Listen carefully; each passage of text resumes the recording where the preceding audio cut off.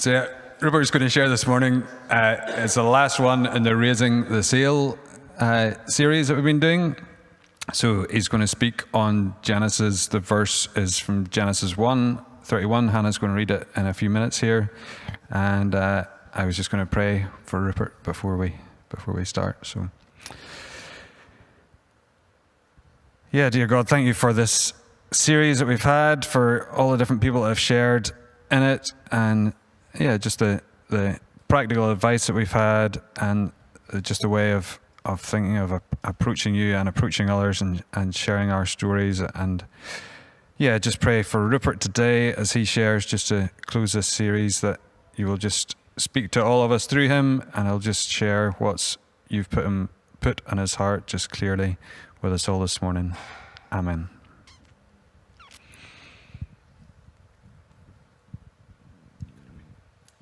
The reading is from Genesis chapter 1:31, and then we're just going to read a couple of verses into chapter 2 as well. And it says, God saw all that he had made, and it was very good. And there was evening, and there was morning, the sixth day. Thus the heavens and the earth were completed in all their vast array. By the seventh day, God had finished the work that he had been doing. So on the seventh day, he rested from all his work. Then God blessed the seventh day, and he made it holy, because on it he rested from all the work of creating that he had done.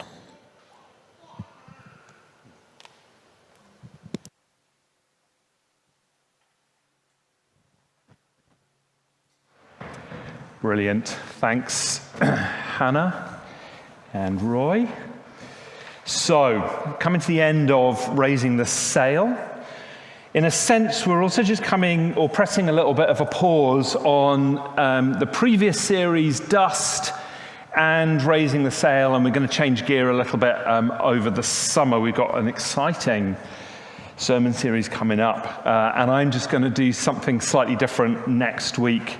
That just maybe thinks a little bit about where we're going, and particularly pointers towards the autumn and the next year or so. So we're bringing the end to Dust and to Raising the Sail, and these sermon series have kind of bounced off one another. We started right at the beginning of the year, where I was bringing these three core purposes. This is kind of why we exist as a church.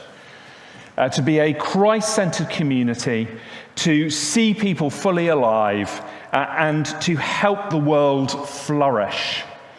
And about a year ago, maybe a bit more than that, we talked about our desire to press into mission and to explore what does that look like, and what does that look like when CCE does it.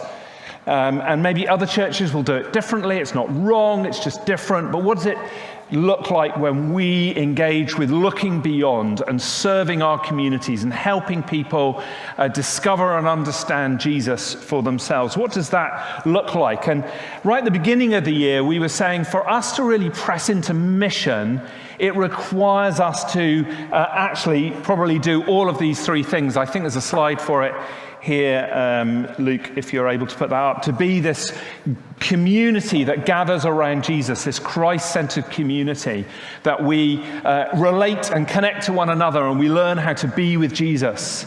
And then we see people fully alive, see ourselves fully alive. And out of that fullness, we engage with the world around, and we carry and take the presence of God where we are. So the Dust series was thinking about being an apprentice to Jesus, following so closely in the footsteps of Jesus that we're covered in his dust. That was an ancient saying of rabbis, that if you saw and found a wise man, be covered in the dust of his feet. You were following so closely. And our call to follow so closely in the footsteps of Jesus, to be apprenticed to him, and that requires us to therefore learn how to be with him. So Raising the Sail, this image of the wind, the Holy Spirit kind of blows wherever it wants, And we can't control the wind. We don't know when the wind will blow or necessarily even what direction it's going to blow in, but we can raise our sail. And there are spiritual practices that Christians have been doing for 2,000 years of all kinds of different ways in which can help us raise that sail and go, where's the wind blowing? Can we catch this breeze of the Spirit that transforms us, that fills us, and ultimately will send us out? So as we come to the end of this series, I want us to look at what is perhaps the greatest enemy for us developing our discipleship, our being with Jesus, our spiritual life, our raising this sail and catching the wind. There is a story that has been told by a number of people. It's probably been made famous in this book, John Mark Comer's book, The Ruthless Elimination of Hurry, but you'll also find it in some earlier books of an author that I've referenced on a number of occasions called John Ortberg, and it's actually John Ortberg's story. And he was the teaching pastor at a mega church in the States, a really well-known mega church. Outwardly, John Ortberg was an author, very successful, doing really well, but inwardly he was drying up. And he got in touch with a mentor of his, one of my early heroes, again, somebody I've referenced over the last 6 months, a chap called Dallas Willard, who was a philosopher and author and really promoted this kind of spiritual practices and spiritual life and enjoying the presence of heaven here on earth now and being transformed. And anyway, Ortberg phoned up Dallas Willard. This was well before Zoom, even before emails, I think, probably before mobile phones. Anyway, phoned up Dallas Willard and talked a bit about where he was at and asked for some advice. And he said, as was often the case with Dallas Willard, there was this long silence on the phone. And eventually Dallas Willard said, what you must do, John, is ruthlessly eliminate hurry from your life. John Ortberg got his pen out, thought, cool, that's tweetable. If there was Twitter at that time, which there wasn't. But that's brilliant. That'll come up in one of my books, which it did. Great quote. Is there anything else, Dallas? And Dallas Willard, again, a long pause, and he said, no, nothing else. Hurry is the greatest enemy of the spiritual life. You must ruthlessly eliminate hurry from your life. I wonder if you would think immediately that hurry, busyness, pace, activity is the greatest enemy of our spiritual life. But that's what I want to explore a little bit, and a mind shift that I have gone on over the last year that's totally revolutionized the way that I'm looking and thinking about my life. And then I'm going to, maybe if we get a bit of time at the end, just tell a little bit of what some of my story that will hopefully help you think about your story.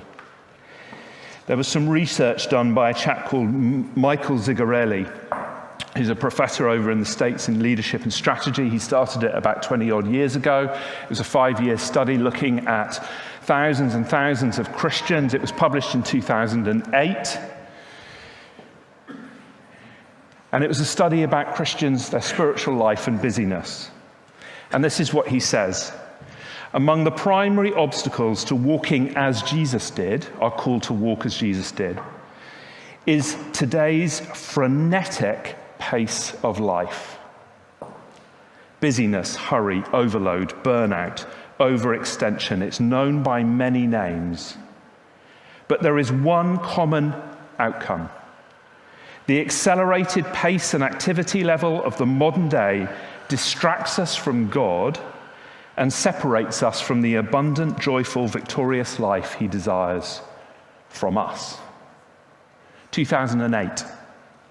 My guess is over the last 15 years, life has just got busier.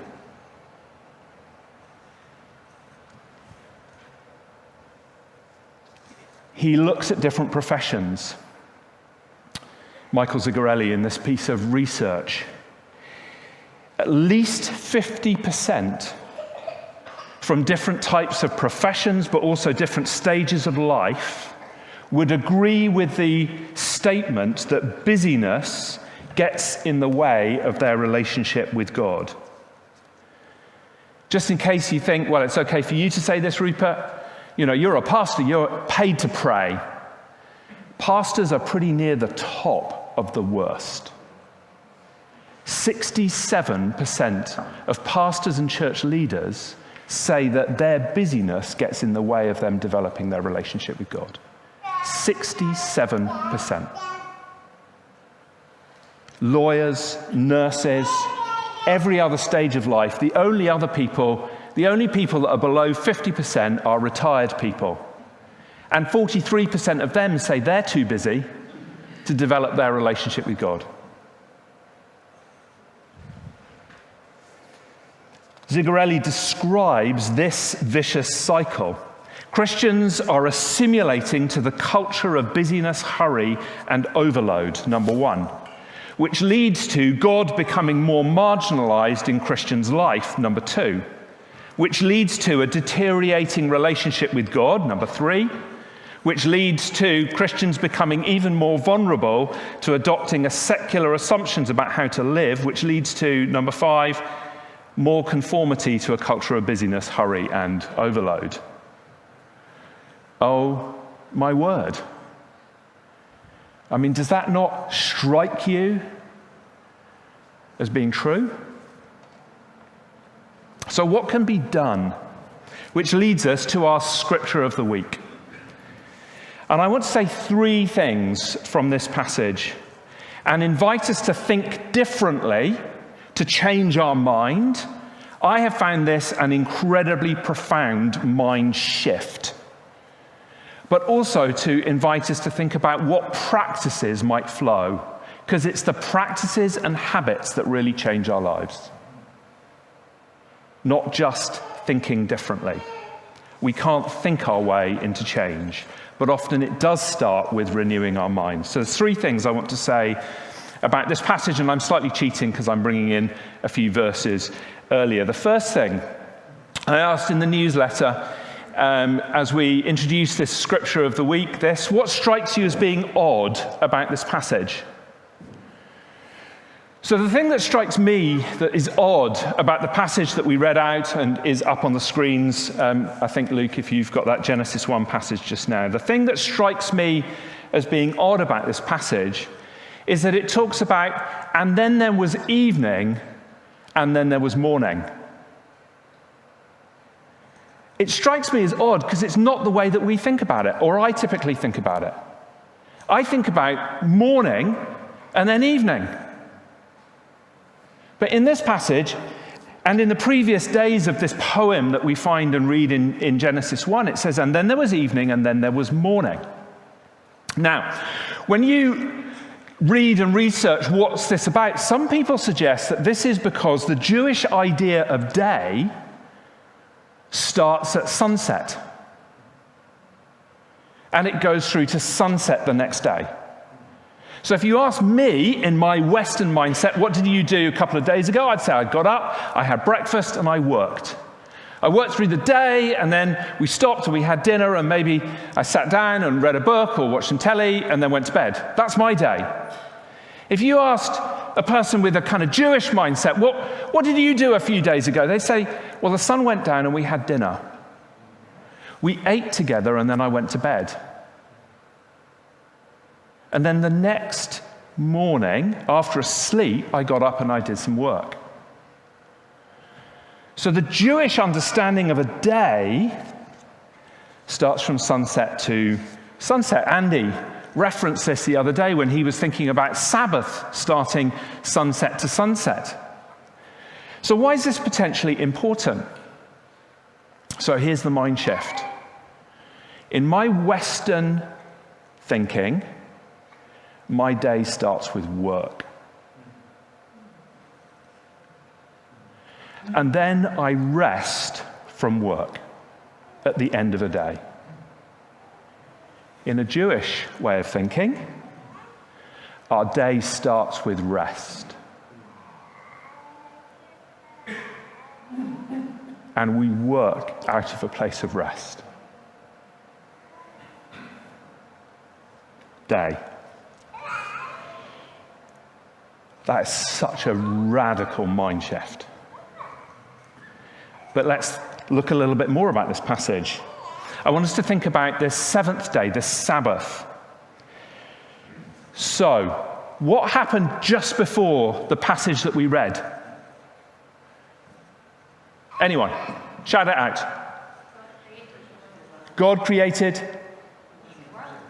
And just literally before, he did create lots of things, but literally just before, what did he create? Mankind, human beings. So, and what did he say to human beings that they were to do? Fill the earth, multiply, rule, govern, all kinds of tasks in day 6, just before we read this passage. What was the first thing that human beings did? Rested. They went straight into day 7 and they rested. We think, in our Western mindset, that our weeks rather, end with rest. We work and then we rest at the weekend. Hebrew thinking, God creates human beings, gives them a task, and then he says, hang out with me for a day. Rest. Then work.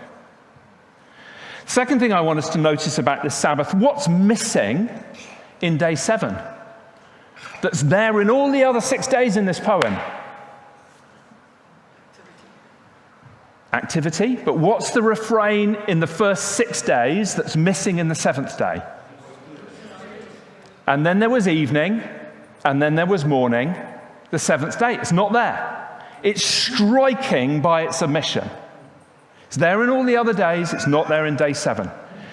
Some people suggest that this is because Sabbath, rest, has no boundaries. It seeps into the rest of the week. Okay, so day starts with rest. Week starts with rest, no boundaries, seeps into the rest of the week. Now, the third one, I'm cheating slightly because it's not in this little passage, and I could take ages doing this. This, by the way, is I've drawn from a lot of sources. Let me just name my sources. A podcast called Beamer, Rob Bell, John Ortberg, Dallas Willard, and John Mark Comer, just to name a few. Okay, so that's good research, not plagiarism, but they're not my thoughts. So the third thing is that often in Hebrew writing, you have truths, or you have things that are buried in the midst of it for us to discover that are really at the heart of what's being tried to communicate. It's called a chiasm. And it's a little bit like, often a chiasm is a little bit like you've got a beginning and an end of a little bit of passage, and there's patterns in there. And if you kind of think about the beginning and the end and you fold up your bit of paper, it's often in the middle that you find these buried bits of treasure. So this particular passage, poem in Genesis 1, it starts with God creating, it finishes with God resting. Right in the middle, you hit day 4. Day 4 is about suns and moons. And then you hit this phrase, which if you were a Jewish reader would be a word that is loaded with meaning that we sometimes pass by. In some translations, it's translated seasons. In the NIV, I think it's translated sacred times. And sacred times, I think, is actually a very good translation. What does this mean? This word is a word moad, which Colin could probably tell us much more about than I can. But it's a word that's often used for festivals and feasts in the Jewish calendar. Several times a year, they would down tools, they would stop their work, they would gather together, they would celebrate, they would often go on pilgrimage and retreat up to Jerusalem, and they would rest.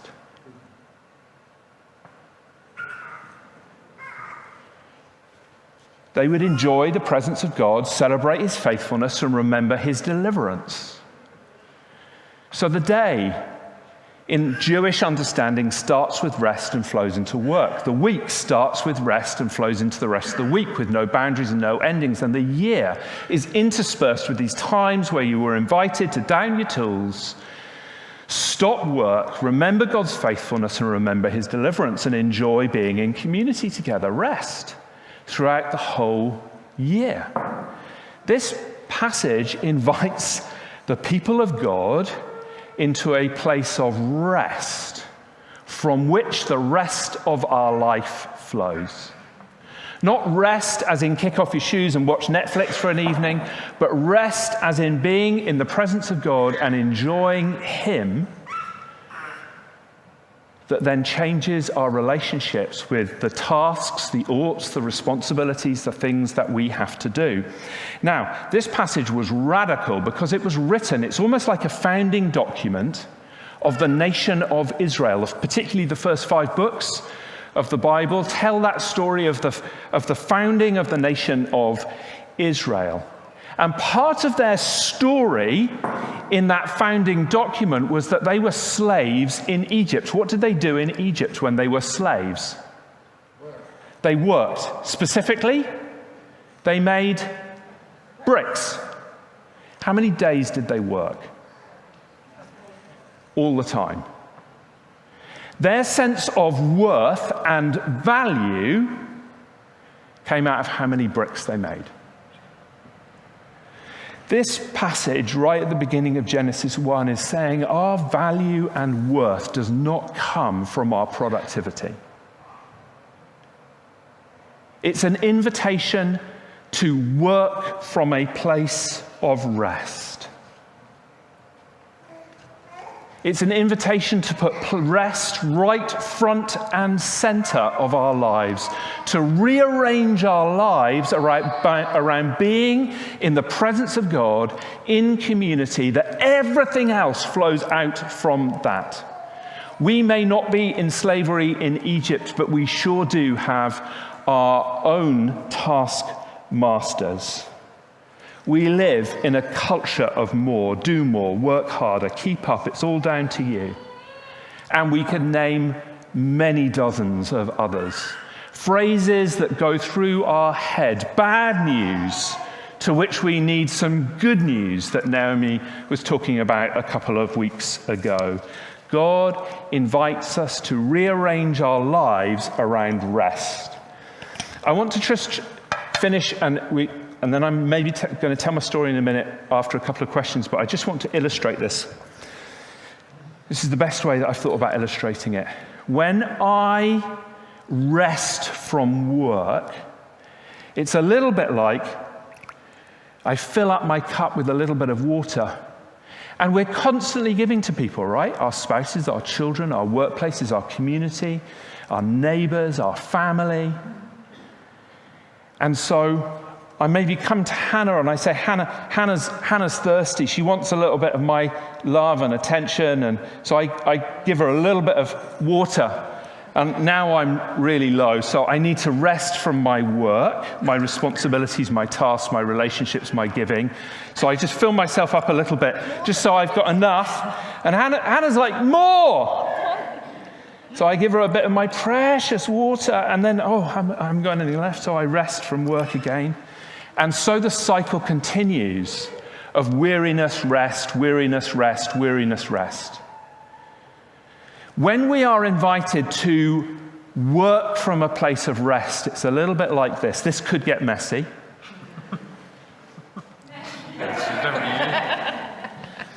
Okay, you watching? So I'm going to work from a place of rest. There you go, Hannah. Brilliant. Do you want some more? Yeah, go. Look, I'm still full. I'm going to try and illustrate it with my story in a minute, but what I'd like us just to do is pause for a moment with these two questions. What longings are you aware of as you're listening this morning that are emerging in your heart? I think these two questions are on a slide. Can we just pause for 2 minutes in silence? What longings are you aware of? I'd love that. What resistance is bubbling up in you?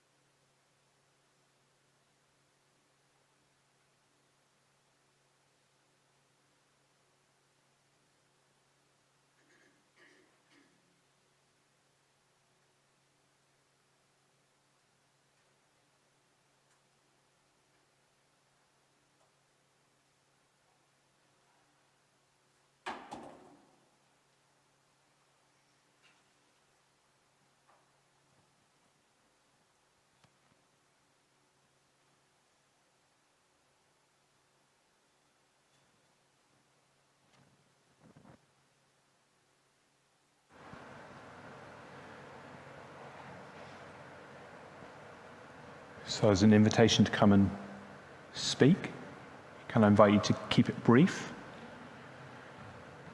No more than a minute. Share something. What longings are you aware of? Or what resistance is bubbling up in you? And this is not a place, it's so easy where we can feel guilty. So please, if you're feeling guilty, that's not what we're trying to do here. We're trying to learn how can we orientate our lives that will change our lives if we faithfully reorientate ourselves in a different way. Paul.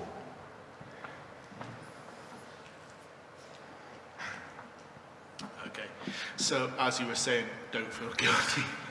Anyway, I was just thinking, so often, if you're anything like me and you've got kids and everything else, you do get stupidly busy. And sometimes we can try and make ourselves busy because it feels like the thing we should be doing. And quite often we, as you were saying, the kind of illustration about the slaves, their worth and meaning came from how many bricks they've made and how much stuff they've done. And quite often we can be, our worth and our meaning is how tidy our house looks, how thing this is, how nicely dressed our children are, and everything else. By the way, none of that happens, just to clarify.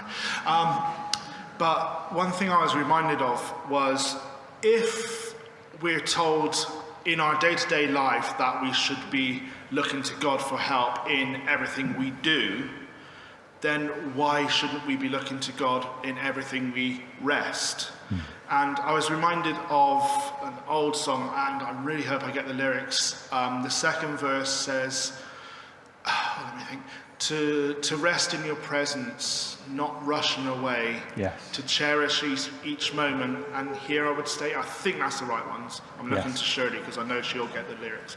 And it's just like, if we could just allow ourselves just to breathe and to rest and but to do it in God rather than rest in our own stuff. So not resting in Netflix or Facebook or whatever. And I'm not saying by any stretch that this is me, okay? I'm not saying I do this. This is just, if only we could. Yes. So, yeah. Thanks, Paul. I think there's a real longing that I hear. Actually, gosh, if only I could learn how to really rest and not rush away, that would really radically change my life. Exactly. Excellent. Thanks, Paul. Longings or resistance?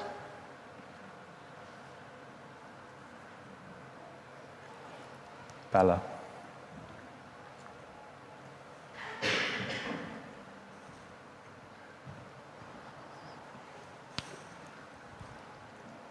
We're doing an experiment as a family at the moment. So a few times a month we try and we have tech-free days. And there's a lot of resistance inside of us when we turn off our phones and our computers, and lots of discussions with our kids. But I also noticed that inside of me, and the resistance inside of me is, am I losing out? Yes. Am I not keeping up with the world?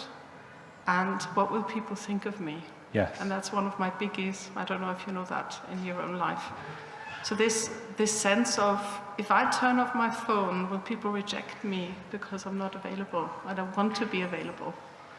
But we feel out of that not being available one day a week, availability grows in a different way. I don't think I can put words to it, but there's a sense of, if I can rest and if I can be, I have more availability during the week, but not in a frenetic way, but in a restful way. Yeah. Brilliant. Just remind us those three questions that you were saying. Am I missing out? So it's about missing out. It's about wanting to please others, or what are people going to think of me? Yeah. And what was the third one? Missing out. Yeah. Will I be rejected? Yeah, that was the third one. But this idea of keeping up, missing out, were the first two, and they go together. Keeping up, missing out. What will people think of me? So those three are resistances. But I need to push through them. Thank you. So these are questions that start bubbling up in our hearts. As I've dabbled with this, just picking up your present, I found I'm more present to people when I operate out of a place of rest. So withdrawing for a season helps me be present when I'm present. Anyone else? Elspeth. I think I just wanted to say I really relate to that sense of what Paul was saying about your value, where your value comes from. I'm thinking, actually, I long for, I suppose, being able to live in a space where my productivity is not how I suppose, validate myself, or that's not at the heart of what my identity is. Yes. And I think that's, it's actually answering both those questions, because a lot of the time that's kind of how I've learned to live, and how I've learned to validate myself, perhaps sometimes. So kind of trying to move away from that. And I loved what Bella said about experimenting. I think, that's one of the things I've found helpful more recently, and I think particularly coming out of this whole kind of lockdown phase of, can I experiment with working less? Yes. How does that feel? It's maybe less scary than saying, I am now going to live this way, but actually, could I try this for a while? Could I do an experiment? Could I, and how does that feel? How does that affect me? And actually, then often the result has been, actually, I'm more available. I'm more, I feel more emotionally stable. I feel like I can give more of myself in a positive way instead of reacting all the time. Yeah, it's interesting. Brilliant. Yeah, just relating to some of those. Thanks so much, Elspeth, for just sharing a bit of your story there. And just to pick up on one point, it's like how we've learnt is that our value comes from productivity, because that's the culture predominantly around us. If you remember back in Dust, we're all discipled by something. The only question is, what are we going to be discipled by?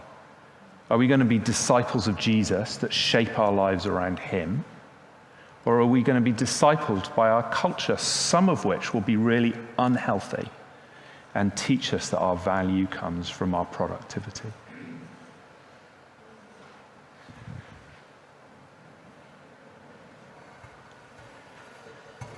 So I want to just finish for a few minutes just by sharing a little bit of my journey over the last few years. I'm doing this not because I'm looking for sympathy, not because I think that your journey will be the same as my journey and my story, but because I hope that maybe there may be some resonances in your story and my story. There may be things that you go, oh, yes, I'm not exactly the same, but I'm somewhat similar. So that's number one. Number two, I'm doing this because I passionately believe that as we tell our stories, we'll find healing. As we do it in a context of love and grace and kindness and acceptance. And so I hope that as I tell a little bit of my story, it might encourage you to tell a little bit of your story, not necessarily through that mic, but with others in this community or beyond. And as we tell our stories, we find wholeness. So the last few years for me have had their fair share of grief and loss. My parents are getting elderly. My mum has dementia. She's now in a home, and I don't think she really recognizes who I am. We've journeyed as a community, and me personally have journeyed as a community through the illness and death of Anne. Many of you will remember her. She was a friend, a colleague, part of our leadership team, on staff. And I felt her loss keenly, not as keenly as maybe some of you listening here I appreciate, but I felt her loss. And at that time, Colin then retired, and I felt his loss very keenly.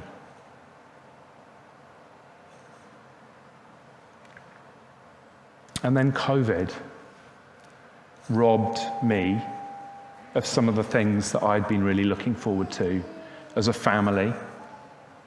As Toby looks to be going to university, we had plans for summer 2020, which never happened. And numerous, multitudes of other things. Grief became something that I became somewhat acquainted with. And then a pandemic hit. Fairly early on, somebody said, the trouble with leading through a pandemic is no one's done it before who's still alive.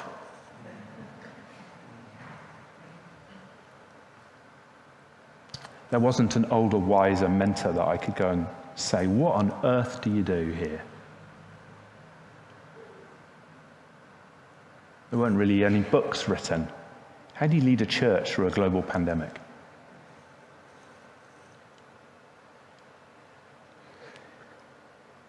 I had some spiritual practices and other practices which did keep me sane.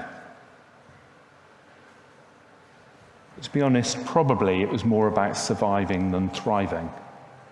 It was getting through it. I was okay, but it was hard work. Trying to journey through some of that grief. Did a grief course that was led by Kirsty that was really helpful, but I was still aware that I was carrying this grief, carrying a huge amount of stress, busyness, anxiety, that on days felt overwhelming. Which leads me to April 2021, Easter holidays. I was just exhausted. Remember, we had a week of annual leave, and I really didn't feel all that refreshed at the end of it.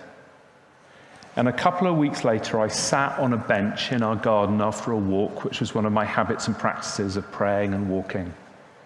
And I sat on a bench, and I've shared this before, but perhaps not the context. And I was probably praying a prayer that I prayed quite regularly over the last 2 or 3 years. Help. Help me, Lord. This doesn't happen very regularly or very often, but this voice or these words appeared in my head that I can only describe as felt like God was speaking to me clearly, profoundly. And the words were, "You know what to do. You've done this before." I was like, oh, actually, I do know what to do because I have done this before. In a sabbatical in 2009, when I probably was similarly feeling weary and exhausted, I spent a longer sabbatical then, 3 months, basically reciting Psalm 23, meditating, dwelling, imagining Psalm 23 for 3 or 4 months. The Lord is my shepherd, I shall not want. He leads me beside green pastures. He makes me lie down by still waters, and he restores my soul. You know what to do. You've done this before. I was like, oh, I have. I know what to do. I've done this before, and I sure need my soul.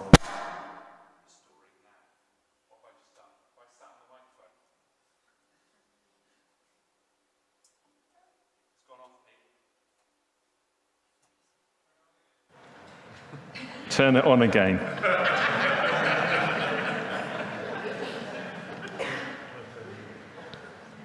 It's on. Great advice from the soundy there. Turn it on again. True. So in a mini sabbatical that I had last summer in June, I was away on a 10-day silent retreat. One of the key moments in that retreat was reflecting on a passage in Mark 6. Jesus had just fed the 5,000, sent his disciples ahead of him on a boat to cross a lake while Jesus went away and prayed. Storm blew up. Disciples were struggling, rowing their boat. Jesus walks on water, sees that they were struggling, and here was the phrase that got me. The phrase was, he intended to pass them by. I had my tablet, and I was going, see, that's what I mean, Lord. That's what you do. That's what it's like being me. I'm rowing this boat all on my own, I might tell you. Jesus has blessed a whole bunch of people on one side of the lake. He's about to bless a whole bunch of other people on the other side of the lake. But he intended to pass me by. That was the key, or one of the keys that changed for me.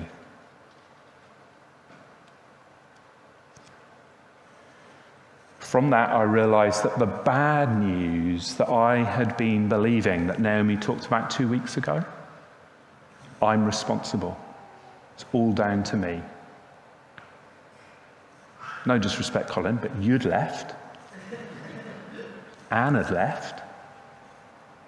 It's all down to me. All on my own. I'm carrying it all. That was really bad news.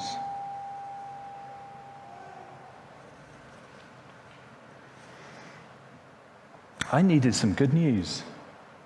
I needed to experience the gospel here and now that would change my life. I had a moment of saying goodbye to my grief, not that I don't feel that loss and sadness, but the grief that I was carrying, the weight that I was carrying. I had a moment where I laid that down. And I knew that having a month off was not, or a month of sabbatical was not going to be enough. The image that I'd had when I'd gone into this sabbatical was like a computer that had too many apps open, and this blue circle was going around because nothing was happening. What do when your computer is... Well, I know what I do. I turn it off and turn it back on again. So part of my prayer was, Lord, I need turning off and turning back on again. Please do it. I need to be refreshed. But the danger is that you just open up all the apps again and you just get weary, exhausted. So I was like, Lord, I need something more than just being turned on and off again. I need some kind of transformation. I knew that having a month of sabbatical wasn't enough. If I went back to the same kind of busyness, carrying the same burdens. And it was in that moment where the Lord spoke to me. I didn't know anything of what I shared about the Genesis passage. That's all come to me in the last year as I've read and thought and reflected.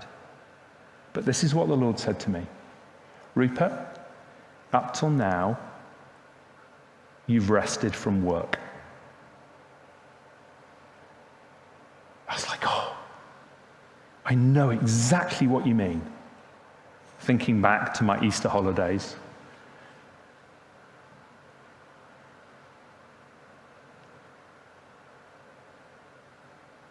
The implication of that was, it's not going very well, is it? No. So, Rupert, up till now, you've rested from work. I want you to learn how to work from a place of rest. That changed everything. I came back and I looked at my life.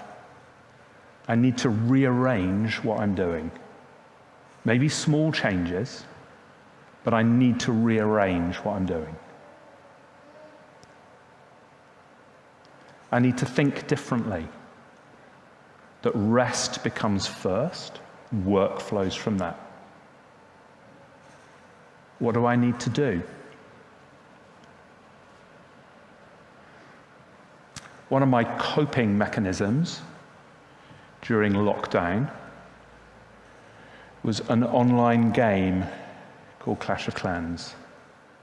I was very good at it. Casper still sometimes plays it. At the end of a day, when I just needed to escape and find a little bit of community in an anonymous way of people who didn't know what was going on, my clan was brilliant. There's nothing wrong with it. In fact, it really helped me get through a very difficult 18 months. Sitting, feet up, watching Netflix, playing some online game. It was fine.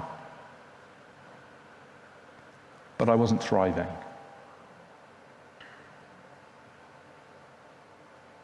That silent retreat was like, I can't go back to that because this is not helping me work from a place of rest. So I cut out online games. I cut out Netflix. And do you know what? It wasn't that difficult. It wasn't that difficult to find some time to do some other things, to work from a place of rest.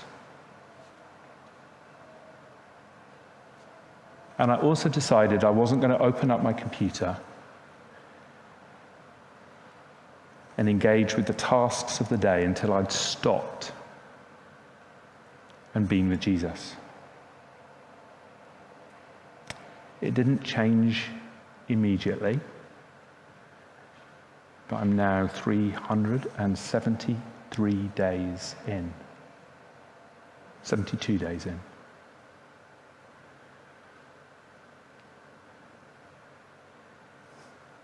Every day, going to be with Jesus. Going to create some time.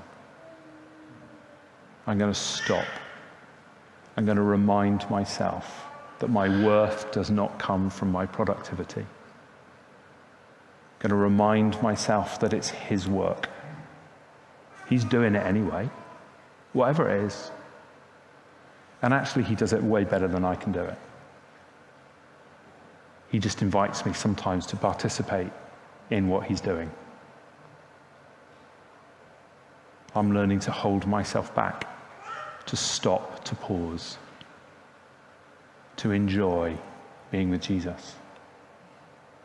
I feel the invitation is to delight in him as he delights in me. I haven't got this sussed. I have no idea how to do Sabbath. I have no idea. But I'm up for it. I'm up for the adventure. And I want to invite you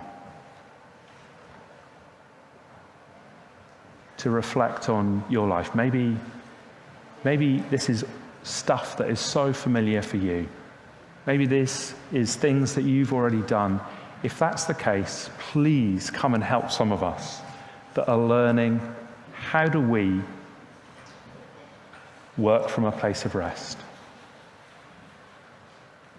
Maybe you're just starting out on your journey and it's just taking a small step of reorientating your life around Jesus. I wonder if the band could come up. We've not done this for more than 2 years. But this morning, I'd like to invite anyone who would like some prayer to come and get some prayer up here. Not that a time of prayer and laying on hands is going to necessarily change your life, but it might be a step. It might be a step that says, I too need to reassess, look differently at the way that I think about my week, think about my day, think about my year. Because I want to learn what it is to work, do my responsibilities, do my parenting, my family, my work, my employment, from a place of rest. And we would love to pray for you. So as the band just lead us in some worship, if you'd like some prayer, come and just stand here. Say, yes, Lord, I want this too. I don't know what it looks like, but I'm up for making the next step. Whatever that is, it could change your life.